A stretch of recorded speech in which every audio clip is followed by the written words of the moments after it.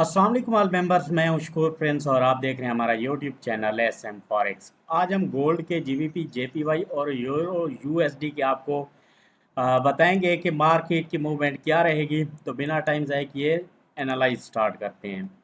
तो सबसे पहले अगर आप देखें तो मैंने जैसा कहा था कि मार्केट आपकी सोच है कि कहाँ तक बह जानी है। मार्केट अल्हम्दुलिल्लाह बाय जा रही है।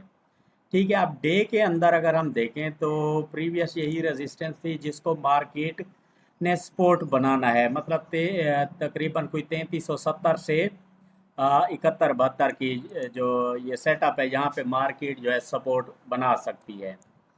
अब देखना ये है कि मार्केट आज क्या मज़ीद सेल रहेगी या मज़ीद बाय जाएगी। तो सबसे पहले हम पिवट पॉइंट निकाल लेते हैं।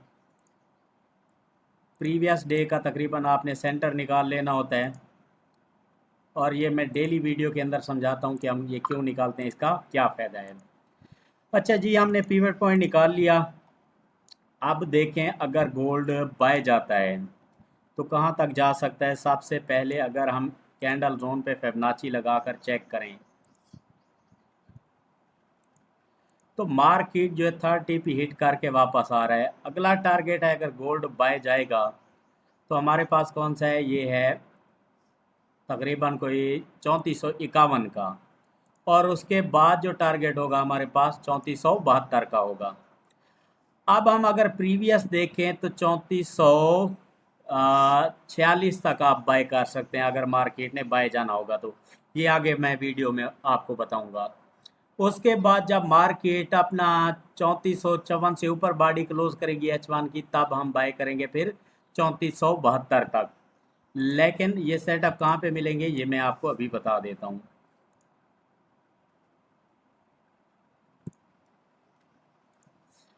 अच्छा जी, अब आ जाते हैं हम डे के अंदर। डे से सॉरी H4 के अंदर। H4 में देखें मार्केट जो है वो लिक्विडिटी क्रिएट करके मार्केट बाय की तरफ है। अब मार्केट ने जो ऊपर लिक्विडिटी थी H4 के अंदर वो सारी स्वीप की। उसके बाद मार्केट ने रीटेस्ट किया और मार्केट जो है वो बाय की तरफ चली गई। अच्छा, अब हमारे पास जो डे के अंदर थी वही H4 के अंदर जो है बेहतरीन किस्म की ये सपोर्ट बन सकती है मार्केट। और दूसरा जो है वो कहाँ पे बनेगी, ये जो एरिया रेजिस्टेंस का था मार्केट इस एरिया को आकर सपोर्ट बना सकती है H4 के अंदर। ये एरिया रेजिस्टेंस का था, मार्केट यहाँ से मार्केट सेल लाती रही है और मार्केट ने इसको रीटेस्ट करके अब बाय गई है। तो दोबारा से अब अगर आती है मार्केट तो इसे चाहिए कि इस एरिया को पहले सपोर्ट बनाए, यानी कि 3400 से लेकर 3409-10 तक इस एरिया में आकर मार्केट को दोबारा से बाय जाना चाहिए अगर मार्केट दोबारा से बाय जाएगी तो। अच्छा, मार्केट अभी भी सेल आ रही है तो आप ब्रेक इवन करके स्मॉल लॉट साइज के साथ सेल करें, या फिर आप इंतज़ार करें कि मार्केट सेल आ जाए। हमने दोबारा बाय कहाँ से करना है वो हम बाय करेंगे। तो आपको एरिया बता दिया है 3400 से लेकर 3410 के दरमियान जब मार्केट आएगी तो यहाँ से एक बाय का अच्छा मूवमेंट देखने को मिल सकता है। अगर यहाँ से बाय का सेटअप बनाएगी तो हम इंशाल्लाह बाय करेंगे। और 3446 से 50 ये हमारा फर्स्ट टारगेट होगा। और जब 52-53 के ऊपर मार्केट अपने बॉडी क्लोज करेगी तो फिर 72 हमारा फर्स्ट टारगेट होगा और सेकंड टारगेट होगा फिर 83-3400। तो फिर हम मार्केट के अंदर बाय के अंदर बैठेंगे। अब दूसरी बात, अगर हम स्ट्रक्चर पे बात करें मार्केट की H4 के अंदर, अगर हम स्ट्रक्चर की फिबोनाची लगाएं तो मार्केट जो है यहाँ से बाय गई है, अब कहाँ तक आ सकती है।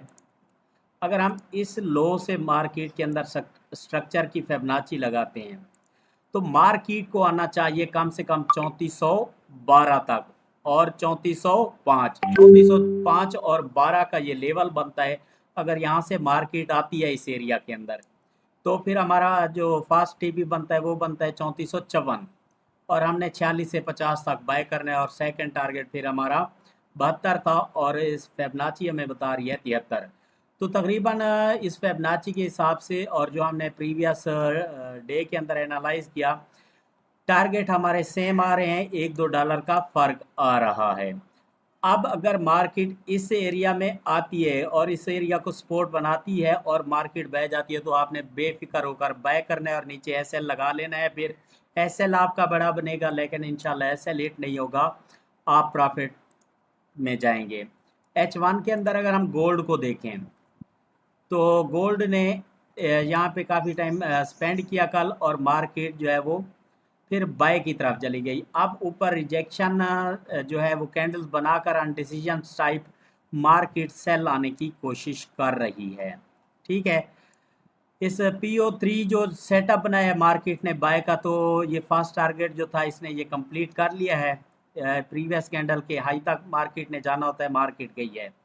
अब चांस है कि मार्केट जो है इसी गैप के अंदर, यानी कि 3424 से लेकर 27 तक, यहाँ से अगर मार्केट सेल लाने लगे तो आप लोगों ने SL 29 का लगाकर फिर ब्रेक इवन करते हुए सेल करना है 3412 तक, और फिर 3408, और लास्ट होगा 3403 तक आपने सेल करना है। उसके बाद हम इंशाल्लाह दोबारा से देखेंगे, अगर मार्केट बाय गई तो हम बाय के अंदर बैठेंगे।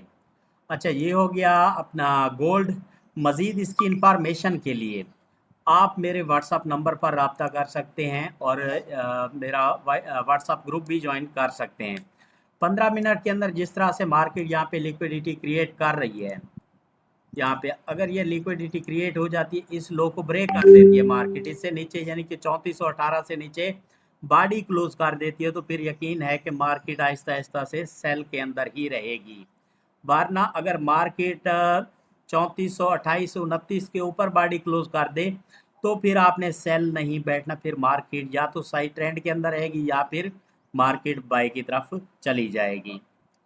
अब आ जाते हैं GBP USD की तरफ।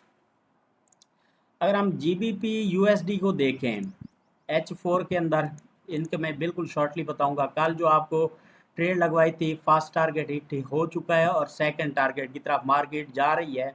मार्केट के एनालाइज यही रहेंगे आपके, और SL भी वही रहेगा आपका। ठीक है, तो अब मार्केट ये भी साफ ज़ाहिर है कि नीचे आएगी। अब आपने अगर दोबारा से आज बाय करना है तो मार्केट ये जो गैप है इसे फिल कर रही है।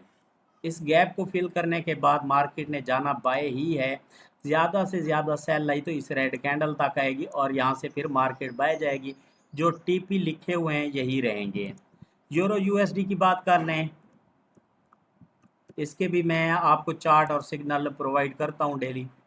तो H4 के अंदर इसने भी सेम वही काम किया है कि मार्केट बाय है, और फास्ट टारगेट करने के बाद मार्केट रीटेस्ट करने आ रही है।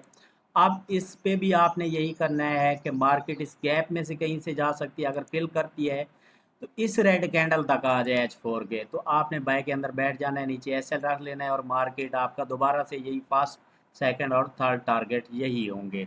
मार्केट इंशाल्लाह बाय के अंदर रहेगी।